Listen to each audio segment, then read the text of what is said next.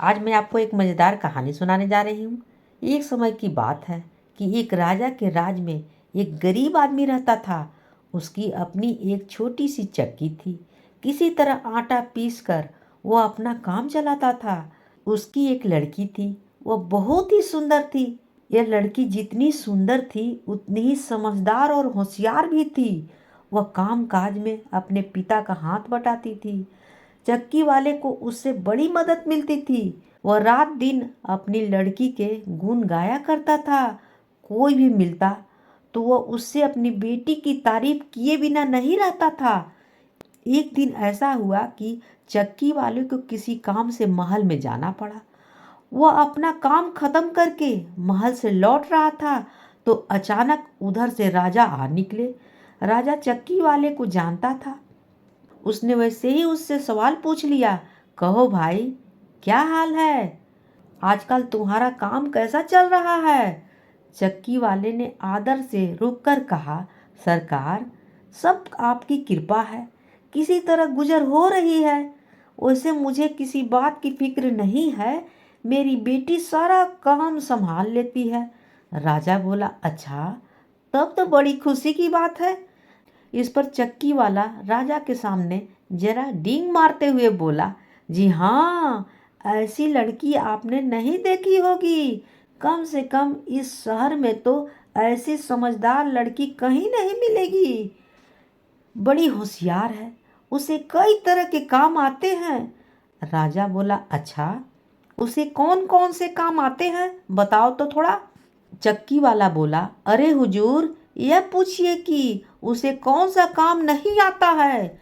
अब देखिए ना, आपके महल के गोदाम में यह जो रुई रखी हुई है, मेरी बेटी चाहे तो इसे काट कर सोना बना सकती है। राजा ने आश्चर्य से कहा, अच्छा, ऐसा बात है? तब तो तुम ऐसा करना, जरा उसको जल्दी से हमारे महल में भेज देना। मैं देखना चाहता हूँ कि वह रुई को काट कर सोना कैसे बनाती है। राजा सोने का बहुत शौकीन था। उसे रात दिन सोना बटोरने की फिक्र रहती थी। वह मन ही मन बड़ा खुश हुआ कि चलो इस बार सारी रुई सोने में बदल जाएगी।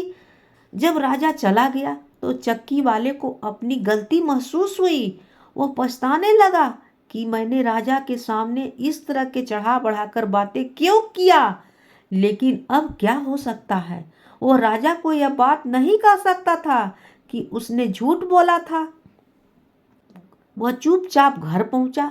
जाकर उसने अपनी लड़की से कहा, बेटी, तुम्हारी होशियारी और समझदारी की खबर राजा तक पहुंच चुकी है। वे तुमसे मिलना चाहते हैं। जल्दी तैयार हो जाओ। तुम्हें इसी समय मेरे साथ महल में चलना होगा। यह सुनकर लड़की बहुत ही खुश हुई। थोड़ी देर में सज धज कर महल में जाने के लिए तैयार हो गई। चक्की वाला अपनी लड़की को लेकर राजा के पास पहुंचा। राजा फौरन लड़की को उस बड़े से गोदाम में ले गया जहां रुई भरी हुई थी। राजा ने लड़की के लिए एक चरखा मंगवा दिया और कहा, लो यह चरखा, यहाँ बैठो। इससे रुई काट कर मेरे लिए सोना बना डालो। तुम्हारे पिता ने मुझसे बताया है कि तुम रुई को काट कर सोना बना सकती हो।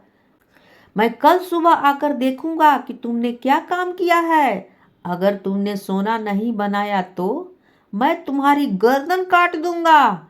यह कहकर राजा वापस महल में लौट गया। बेचारी लड़की, उसकी तो समझ में ही नहीं कुछ आ रहा था कि क्या हो गया। वह तो बड़ी खुशी खुशी अपने पिता के साथ महल में आई थी। उसने सोचा कि राजा जी उसकी तारीफ करेंगे और उसे इनाम देंगे। यहाँ तो बात उल्टी हो गई। उसने कभी सपने में भी नहीं सोचा था कि रुई को काटकर सोना बनाया जा सकता है। और अब राजा ने उसको ऐसा करने का हुक्म दिया है।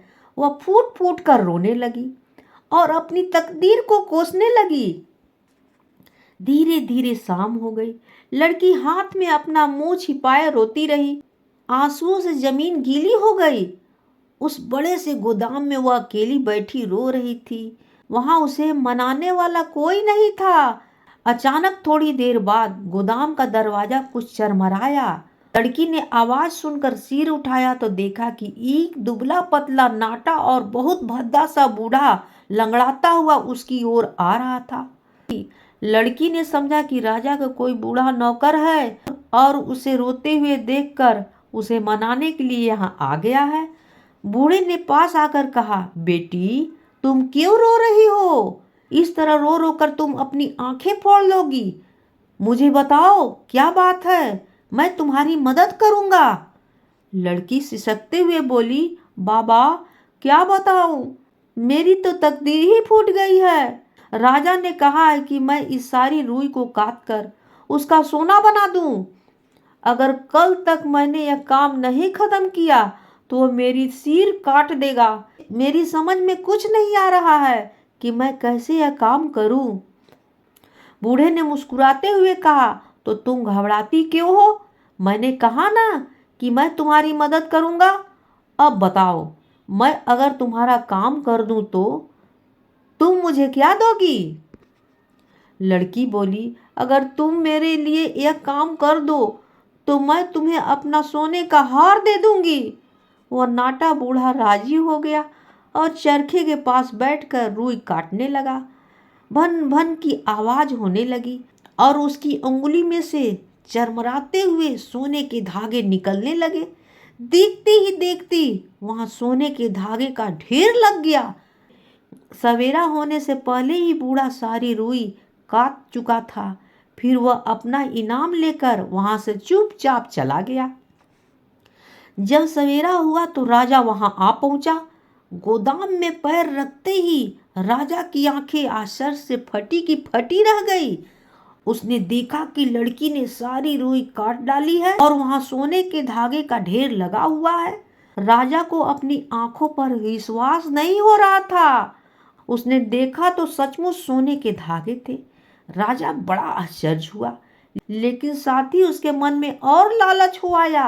वो लड़की को रुई के दूसरे गोदाम में ले गया और वहां उसे बंद करते हुए बोला, तुम यहाँ बैठो, तुम्हारे खाने पीने के लिए मैं बहुत अच्छी अच्छी चीजें भिजवाता हूँ। मैं तुम्हारे काम से बहुत खुश हूँ। इतने में दासियां उसके लिए बढ़िया बढ़िया खाना लेकर आ गए, लेकिन लड़की ने उस खाने में से किसी भी चीज को छुआ तक नहीं। वह उस लड़की को उससे भी बड़े गोदाम में ले गया और बोला, देखो मैं तुमसे बहुत खुश हूँ, लेकिन आज तुम्हें इतनी रुई काटनी पड़ेगी और इसका सोना बनाना पड़ेगा। अगर कल सुबह तक काम कर दोगी तो मैं तुमसे शादी कर लूंगा और तुम्हें अपनी रानी बना लूंगा। राजा के जाने पर लड़की फिर उदास हो गई और रोना शुरू करने ही वाली थी कि इतने में फिर से दरवाजा चरमराया और वो नाटा बूढ़ा आदमी अपनी भद्दी चाल से फुदकता हुआ उसके सामने आ खड़ा हुआ। बूढ़ा बोला, तुम चिंता क्यों करती हो? मैं शाम को आकर तुम्हारा यह काम कर दूंगा, लेकिन बताओ तुम आज इस काम के बदले में मुझे क्या इनाम दोगी? अब लड़की कुछ चक्कर में पड़ गई। उसकी समझ में नहीं आ रहा था कि क्या जवाब दे। अब तो उसके पास इनाम देने के लिए कुछ भी नहीं बचा था। लेकिन इतने में बूढ़े ने एक चाल सोच ली और कहा, चलो तुम्हारे पास देने के लिए अभी कुछ नहीं है तो कोई बात नहीं है, लेकिन तुम्हें एक प्रतिज्ञा करनी पड़ेगी और जब तुम रानी बन जाओगी, जब तुम्हारे कोई बच्चा होगा तो तुम अपना पहला बच्चा मुझे इनाम में दोगी। लड़की को यह शर्त कुछ अजीब सी लगी, लेकिन फिर उसने सोचा कि प्रतिज्ञा करने के अलावा और कोई चारा ही नहीं है। वह राजी हो गई। शाम को आकर बूढ़ा फिर से रुई काटने लगा। आज वह बहुत खुश था और तेजी से चरखा चला रहा था।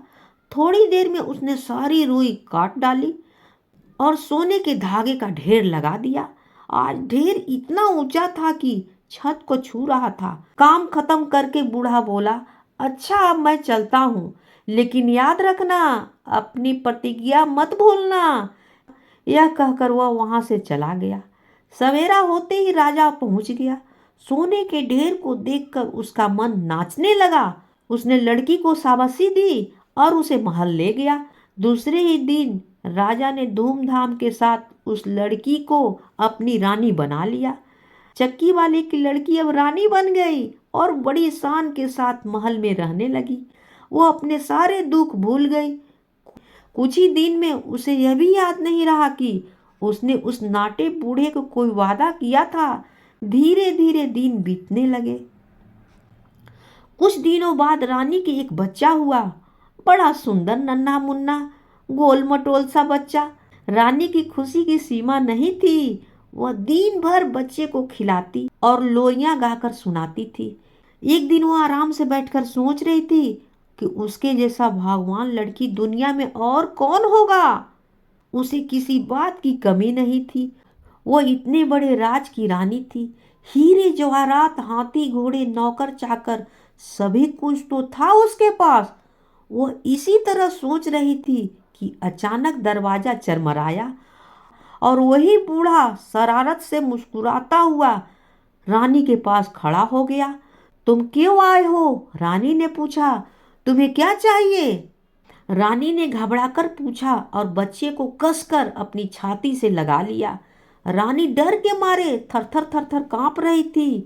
बूढ़े ने मुस्कुराते हुए कहा, मुझे तुम्हारा बच्चा चाहिए, जल्दी से इसे मुझे सौंप दो। क्या तुम अपना वादा भूल गई हो? यह सुनकर रानी फूट फूट कर रोने लगी।